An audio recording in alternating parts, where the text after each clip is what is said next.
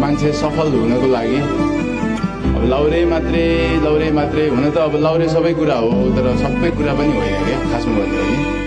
अरू धेरै अपर्च्युनिटिजहरू छ, अरू धेरै चान्सेसहरू छ, अरू धेरै बाटाहरू छन्। जस्तो म इन्टेक 2009 देखि 10, 11, 12सम्म लगातार 8, 9, 10, 11, 12 चारवटा इन्टेक लगातार देखा हो। अब त्यति बेला भर्ती भएको भइहाल्थे, अब कुनै न कुनै ठाउँमा हुन्थे, राम्रै हुन्थ्यो भन्ने हुन्छ। तर अहिले भर्ती भएन र पनि मान्छेहरूले चिनिरहेछ, त्यो फलाना हो है, राम्रो गरिरहेछ है भने एक खालके छ नि त। भोलि पल्टनमा गएको भए चिन्दैन थियो होला कसैले। त्यही भएर सबै चिजको एउटा पाटो हुन्छ। भाग्यमा जे लेखेछ त्यो भएर नै छोड्छ केटा हो।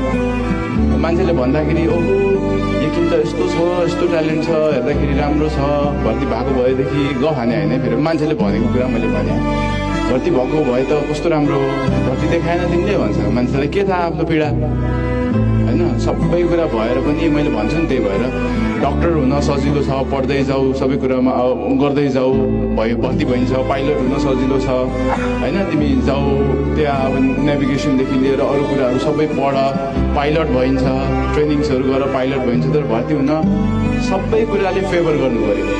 भोलि नट अहिले तिमीहरू भर्ती हुन्छु भनेर एक मन बनाएर म जसरी पनि भर्ती हुने, भोलि इफ इन केस लकले फेभर गरेन, तिमी क्याम्पबाट बाहिर आयो भने त्यो नेगेटिभिटी थट्सहरूलाई तिमीले त्यहीँ छोडिदिनुपर्छ। राइट केटा? जे हो त्यो हुने नै हो केटा हो।